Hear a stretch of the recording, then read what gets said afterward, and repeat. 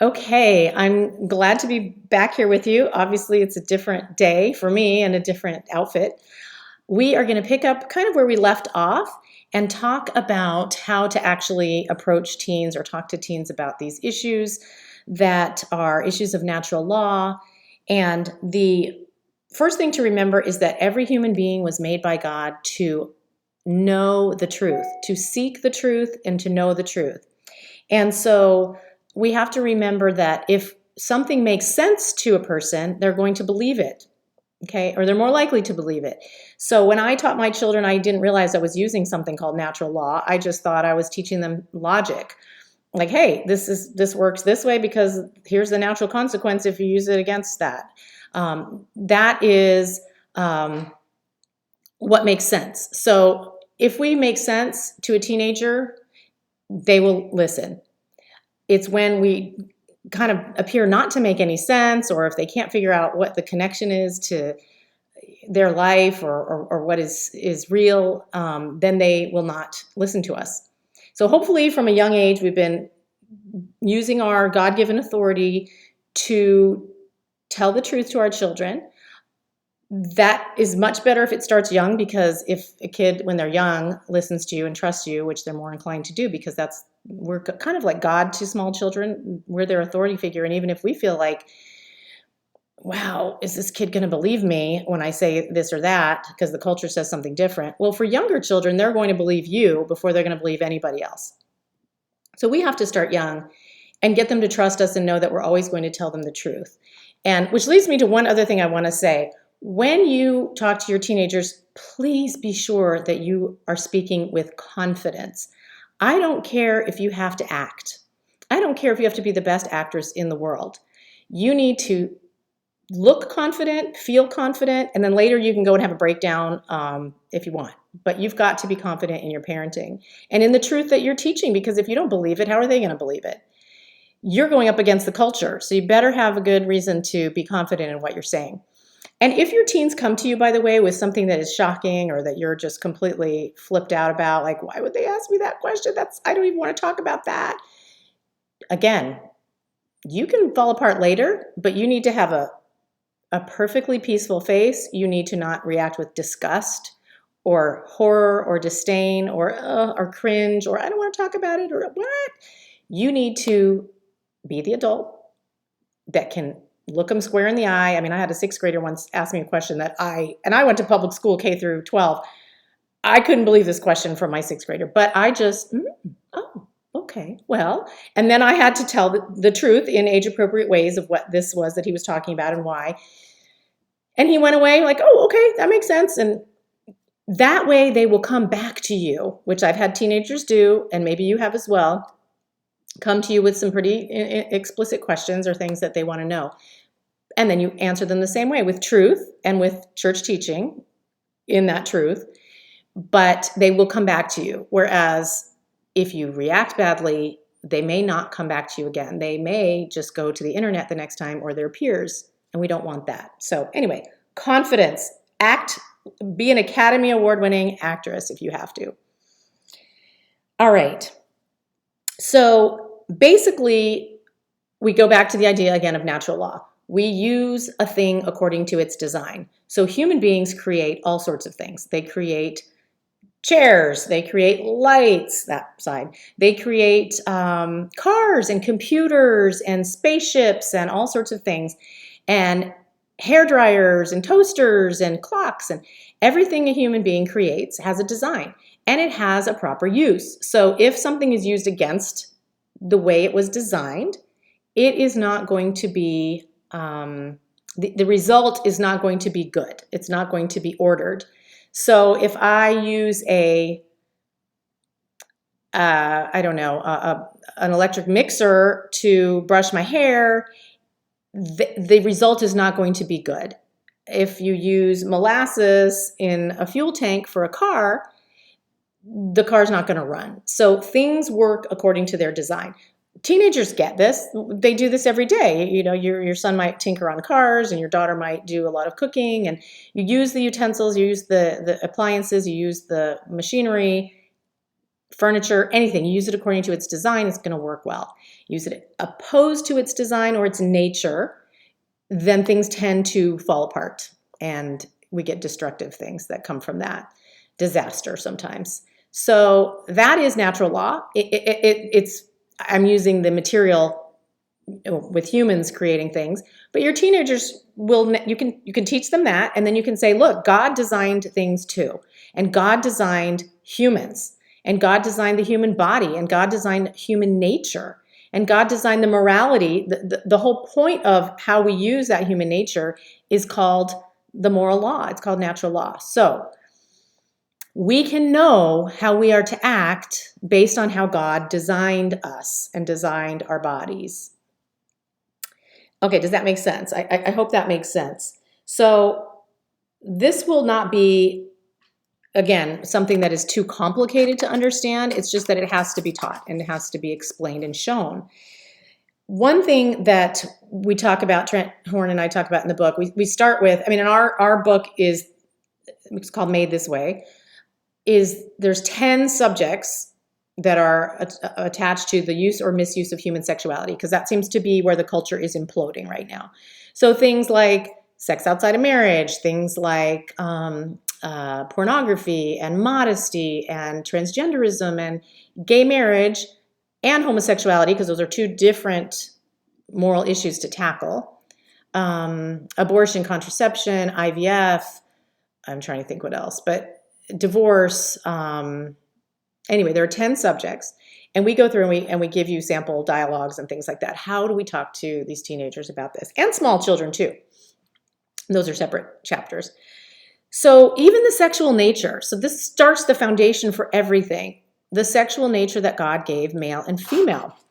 So how do we know this is not just for pleasure alone and just however, if we feel like we have an emotional connection to someone, you just have sex with that person, or you feel like you have an emotional connection with someone of the same sex. Well, you can't actually have sex with a person of the same sex, but you might have this idea that, well, I must be feeling romantically, so I'm going to do these sexual things with this person. Or the answer lies in the design of our bodies, just like you can find the answer in the design of a car or a computer of how to use it. When we look at the body, including the sexual faculty itself, we see that sex is ordered toward, and I love that phrase. What is something ordered toward? It's ordered toward the lifelong consequence of conception of a child. That, in fact, is its purpose, its telos.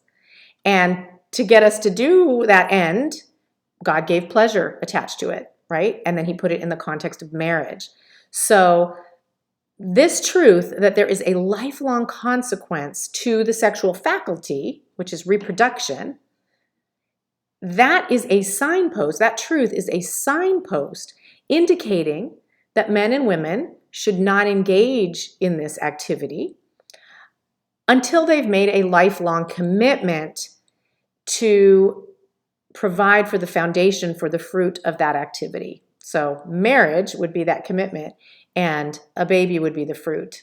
So again, you get more, there's more ways to say it, and that's why we wrote it all down, but that's the basic design. So people can see that and go, oh, okay, and then of course you talk about the contraception, which we might get to here if we can. Like, well, but you can contracept, and that doesn't change the design. It doesn't change the disaster that will come if you don't use the thing according to its design. So for example, okay, let's see. We're talking about children, right? Teenagers who, again, can look around and see how messed up society is. They can see their peers struggling. They can see their peers, a whole generation of lost people who are broken, who are depressed, who are committing suicide at an exorbitant rate of which we have not seen in our lifetime or even before. They see the disorder and they understand, once they have been instructed in natural law, that it's largely due to the use and misuse, the misuse of human sexuality and the disordering of our thoughts and our actions. So let's go to contraception. I'm just going to throw out some ideas so you can see. There's a story that I talk about that is when I was at Great Clips waiting for my child to have a haircut. And I'm looking through this glossy magazine, these women's magazines, it's Glamour or whatever. 2-page spread, glossy 2-page full color ad for a contraceptive implant gets, injected into your arm.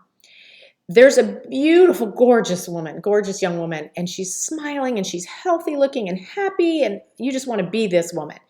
And she's got all of her life goals on the page, laid out around her head and her big smile. And these are things that she wants to accomplish in her life. These are her goals and her dreams and her desires. And some of those were, and all of those were, get a job, find my own place, fall in love, save up, take a trip, finish school. Interestingly, get married was not among the options of what this healthy young woman would have as a goal for her life. Isn't that interesting? Like that vocation, the basic vocation of a woman is not even hinted at. So the message, of course, is that a woman's hopes and dreams cannot be achieved without a very reliable artificial contraceptive device, even one that's implanted underneath your skin and releasing hormones. So we can ask our teens, especially our teen girls, what is this message?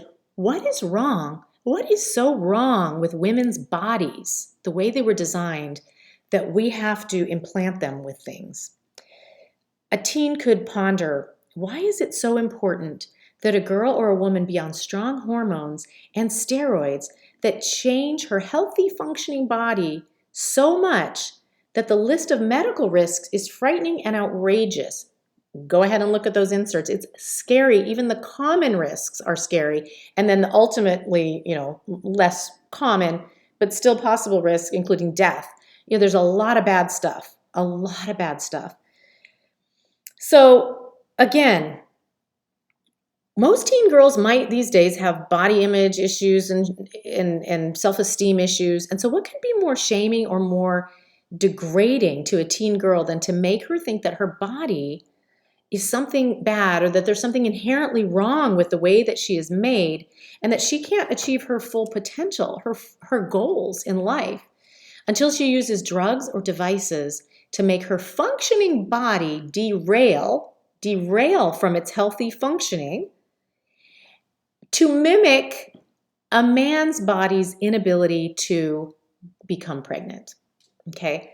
No, and now I'm thinking, well, no wonder if that's the message that they've been getting for decades. No wonder women feel like, maybe I don't want a female body. I don't feel comfortable in this. I need to be more like a man.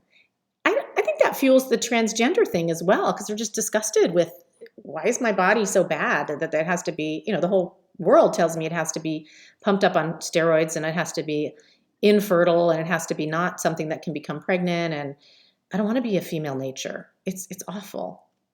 So anyway, we need to think about that. Sorry, I'm just going to look at my timer because I don't want to go over my time here. Okay. So let's see. One other thing, we could talk about abortion. I'm going to assume most of your kids might be pro-life. So essentially the abortion issue, if your child is struggling on that, they might have gotten a message from the culture about the oppression models and how, one group, a strong group, will marginalize a weak group. Well, let's use some of that cultural conditioning for our side.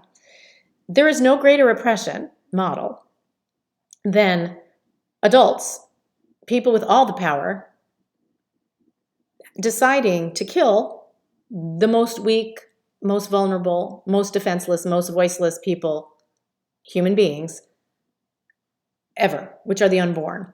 So if we're talking about marginalized people and marginalized human beings in the human family, because again, it's a spectrum and we go through that too. Like, at the embryo, that's the beginning of human development. And we all were embryos and we all just are on a spectrum until we die.